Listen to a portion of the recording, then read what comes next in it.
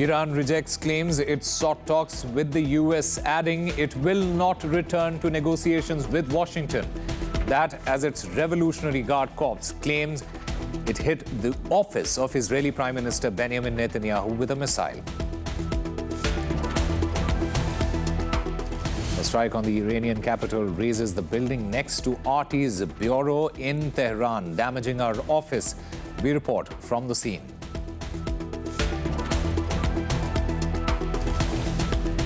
The US military confirms it's lost 3 fighter jets after they were mistakenly shot down by Kuwait's air defense systems.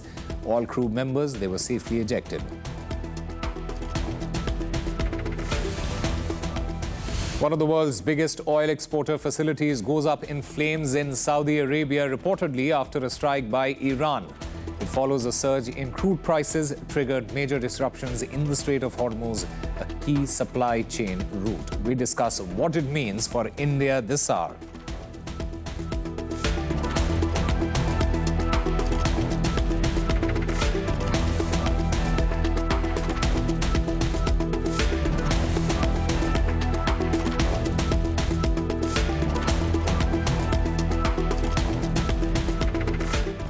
Hello and welcome. You're watching RT India. I'm Osama Shab, live from New Delhi. We have a packed bulletin ahead with major world developments, including our top story.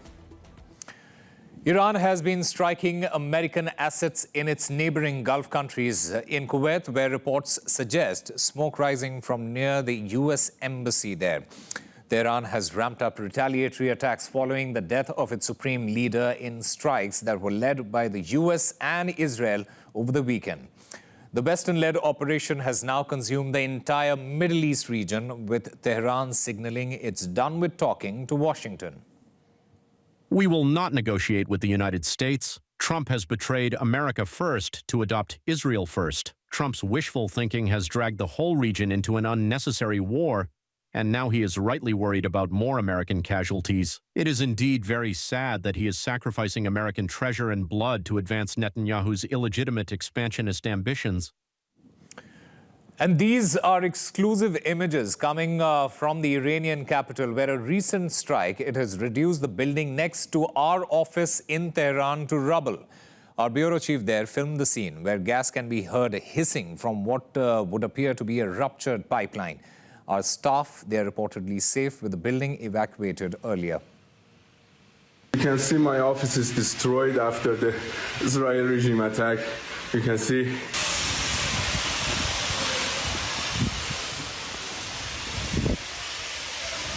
This building is destroyed. It was close to our office, very close to our office, and you can hear the sound of the gas in the area.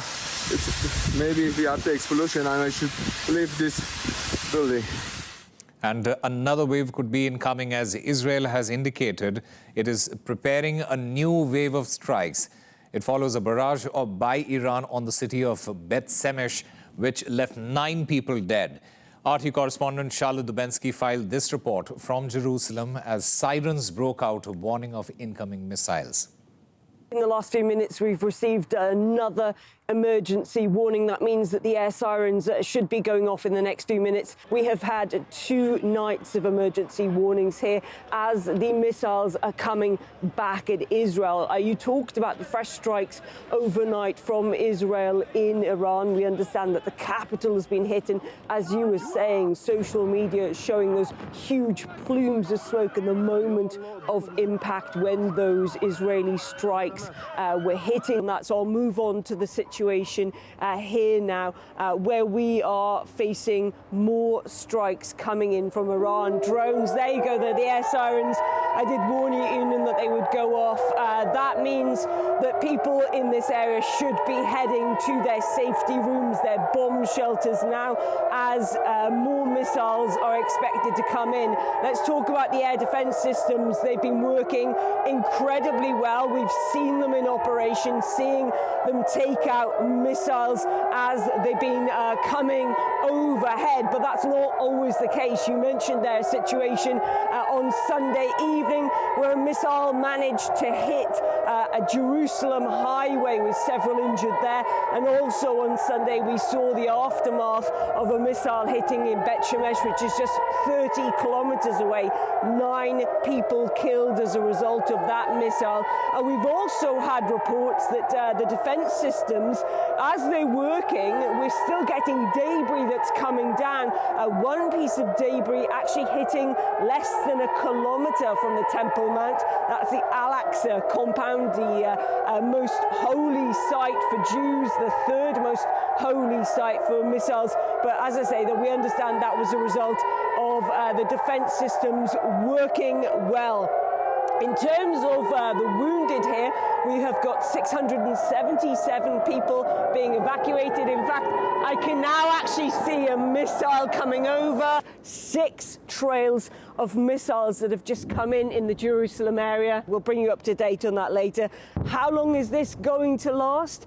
Well, let's have a listen to the US President Donald Trump now, who suggested it could be weeks. Combat operations continue at this time in full force, and they will continue until all of our objectives are achieved. We have very strong objectives.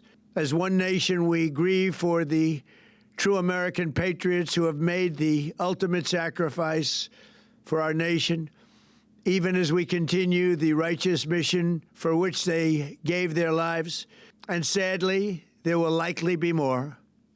Before it ends, that's the way it is. The United States has the strongest military the world has ever seen. We are now using that military for good. We want to have it for good purpose.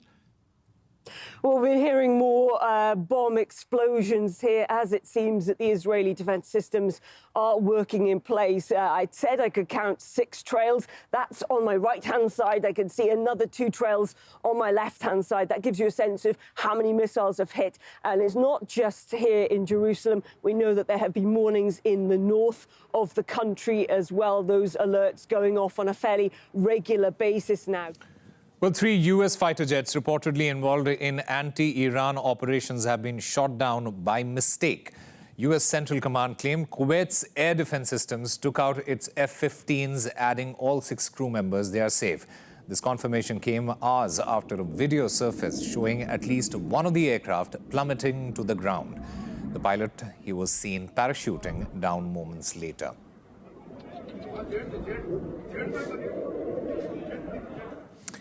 And we can now go across to longtime war journalist and political analyst, Dr. Wael Awad. Dr. Awad, thank you very much for speaking with RT India. There have been clear indications from, especially from Iran, that it will not return to negotiation table. Do you think Tehran sees negotiations as pointless at this point of time? Thank you, Osama. Absolutely. I think the Iranians have made it very clear to the United States and to the rest of the world that nobody can trust the American. Because you remember the talk was in Geneva with the mediation of the Omanis, and the Omani foreign minister came on the air and speaking to the channel saying that, yes, there's a lots of progress and we hope for a breakthrough. And next day morning, the American and the Israelis attacked. But the intelligence of the United States shared with the Israelis, Mossad, and they killed Ayatollah Khamenei, the supreme leader, along with a couple of their commanders. So therefore, nobody going to trust the American, and they've been warned that if you attack, you may start the war, but we will put the end to this war. Dr. Awad, just to get a sense on how long this could last, if Iran continues to respond to these attacks, how intense could this cycle of violence, this retaliation get? Are we talking weeks? Are we talking months? Are we talking years? What is the timeline that we are looking at, sir? I think it's a long-haul war. There is nobody can give you the definite time, because Iran have already been prepared for an extensional war.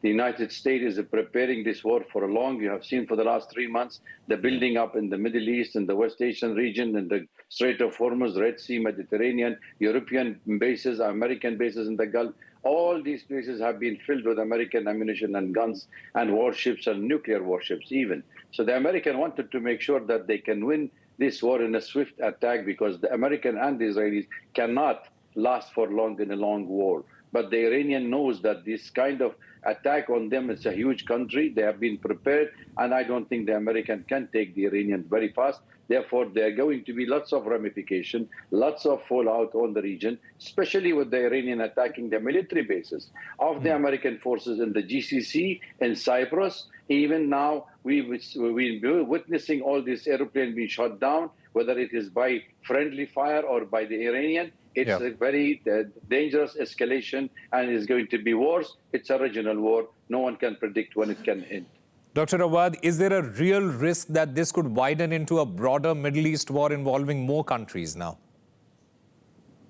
Absolutely. If the French and the UK is involved already in this war, they will drag more of the NATO forces in this region. Because, see, let us be very straight speaking on this issues. America is fighting two wars, in fact, in the region. One war is the global power war, where they wanted to have a total control on the Strait of Hormuz, the Red Sea, the Mediterranean Sea, all the passage of the global oil and trade. So that is one of achievement, to tie the nose on India, China, Japan, Korea, where they will be suffering because of the they are the first user of the oil. 60% of the oil come from this region to these countries. So therefore, America can have the control. The second part, which is more dangerously, is that the American were fighting a regional war for the Israeli dominance in the region. They wanted to make sure that Israel remain a hegemony in this part of the world, economically, politically, and militarily. Look what's happening in Lebanon now. They're threatening Lebanon.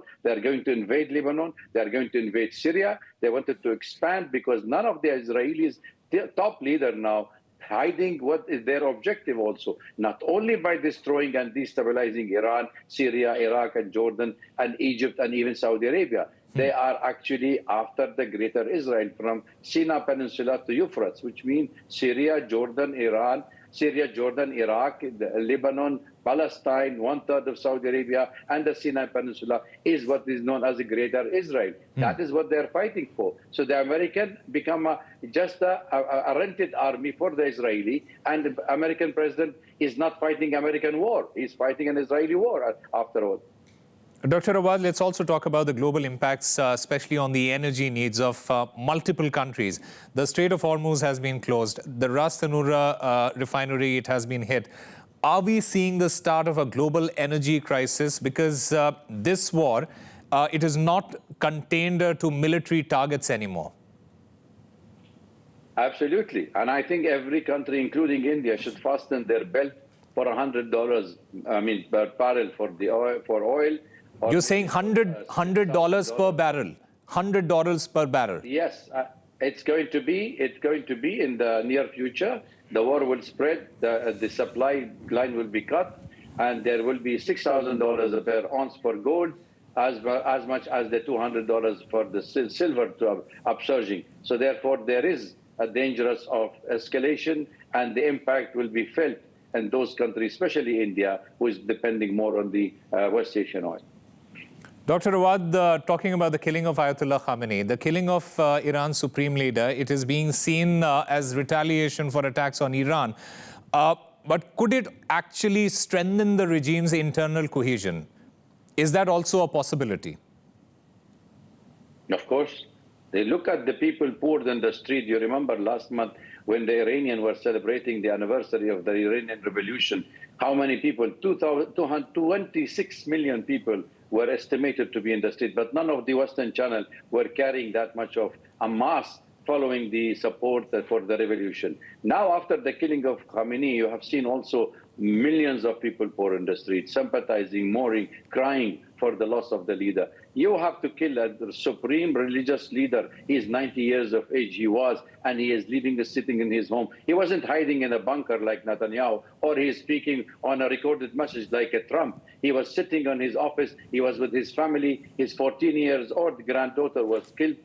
And still, you wanted Iran to sit down across the table and give you the other side of the face to slap them. I don't think any country in the world will not follow what the Iranians have been doing. It is illegitimate war, and killing of a religious man will fuel that the response from not only from Iran, from all the sympathizers with the Shia community, and for even the Sunni community, by the way, who are sympathizing with the loss of a religious leader. He wasn't hiding the nuclear bomb of the United States under his turban, and everybody knows it is not the objective of the nuclear that American as a pretext using to attack Iran. It is more to me than the eyes. It is more to do with the Iranian infrastructure, the oil sector, where they wanted to steal it like Venezuela. Today is Iran, tomorrow Greenland and Algeria, Nigeria. Whoever having oil, they will be the legitimate target for the American administration. The President Trump, by the way, his asset increased from $400 million to $4 billion for the last 2 years. So let's see what will be next, how he will keep his purse more fatter by finding more area to fight. Dr. Awad, America has got its regime change of sorts in Venezuela. Will it succeed in Iran? Well, in Venezuela, he succeeded because we knew that the Venezuela oil was required, and now they signed a deal for 40 years to steal loot the oil, and then they will tell the opposition, you can rule the country now, we will release Maduro. So that's one of the American objectives. But the objective, as I said in the region, is to destroy Iran infrastructure, destabilize the region, destabilize the BRICS country, because Iran geopolitically is important for India, for Russia, for China, for the rest of the world, North-South corridor, you know it. And we have been talking about it for long. So it is Iranian place in the region is a task for the American and the Israelis, who wanted to make sure that nobody can threaten Israeli expansion plan and aggression policy that they are following in the region. Dr. Wael Awad, thank you very much for speaking with RT India.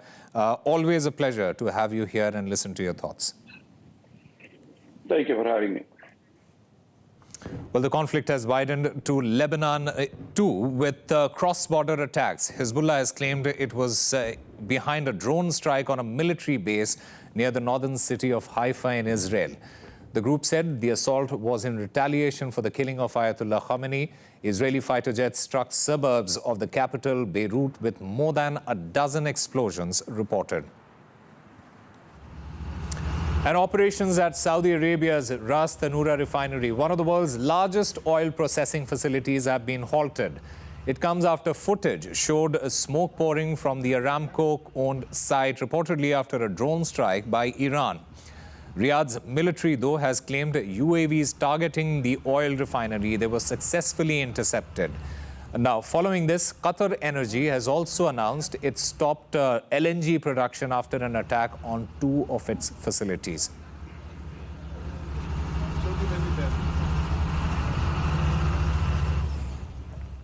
Oil markets, they are on the move as the situation across the Middle East escalates.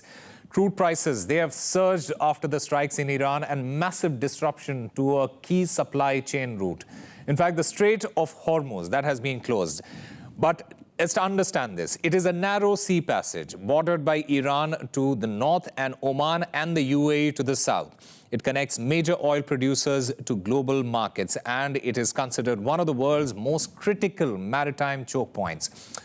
To get an idea of just how narrow it can become, considering the scale of vessels passing through, it is as narrow as 33 kilometers at one point, with shipping lanes barely 3 kilometers across. So why is it so important?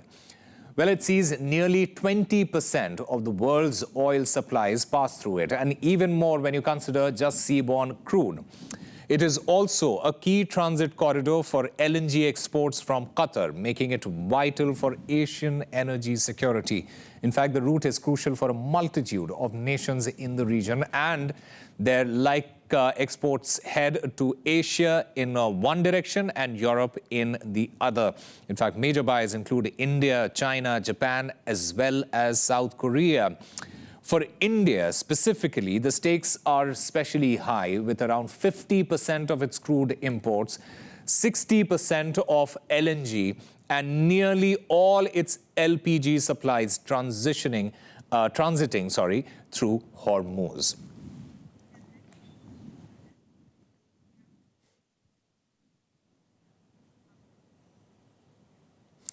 In an exclusive interview with RT's Rick Sanchez, Iran's deputy foreign minister has said the US and Israeli aggression is to blame for disruptions in the Strait of Hormuz.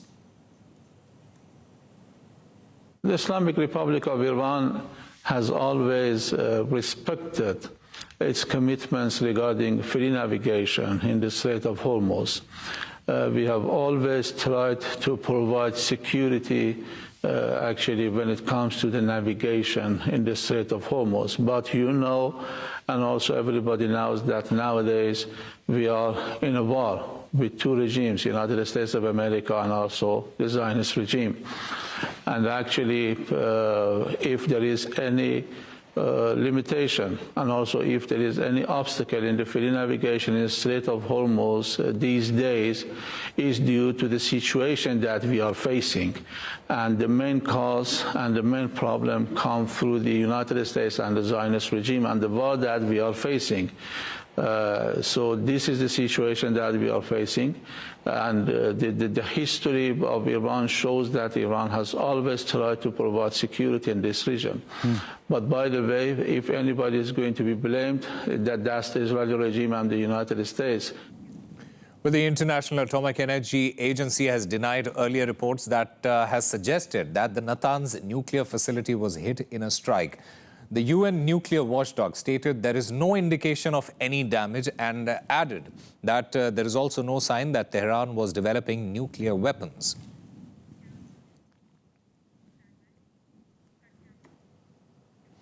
And earlier we spoke with a West Asia relations expert who warned that a collapse of Iran could put India at a crossroads and complicate regional security. In the last few years, what we know, India has focused on India-Middle East economic corridor. And in this way, a new West Asia policy has been carved out by New Delhi with help of United Arab Emirates and Israel and the United States, what they call as I2U2. However, with the 7 October conflict and now this Iranian conflict has made this approach of IMEC-centric West Asia policy much more complicated. So it means that the IMEC policy as of now is not sustainable.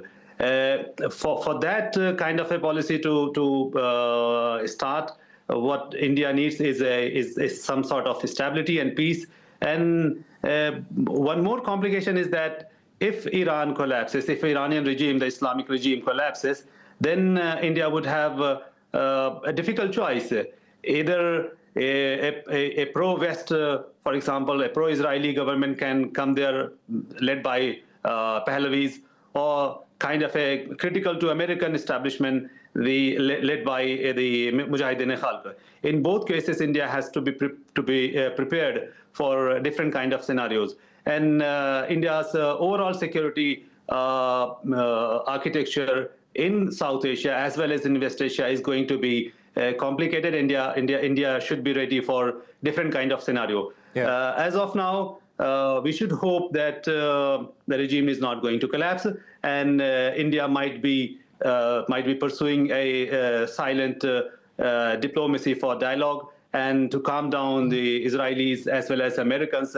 And of course, India has some kind of leverage on Prime Minister Netanyahu to request him to minimize or to at least de-escalate for some time. Otherwise, India has a big stake in regional stability and regional conflict. And we are now joined by Iran-based religious scholar and political analyst Akif Zaidi. Mr. Zaidi, you are based out of Qom, and this is where the Iranian Revolution of 1979 began. What is the mood in the city like now that the top leadership of that revolution stands eliminated? Bismillah ar-Rahman ar-Rahim. The mood in Qom and elsewhere in Iran is a combination of grief, anger, and determination to change the security and, in fact, the entire political architecture of West Asia. That's what the Iranian system, and the system includes the people, the government as well as the people that together comprise the Iranian system, are determined to bring about that change. And which is why you are seeing these reports of Iran simultaneously striking American military assets in 8 to 9 countries, as well as several points in the ocean. There is a determination that this is going to be decisive. And after this, American military presence will cease to exist in West Asia.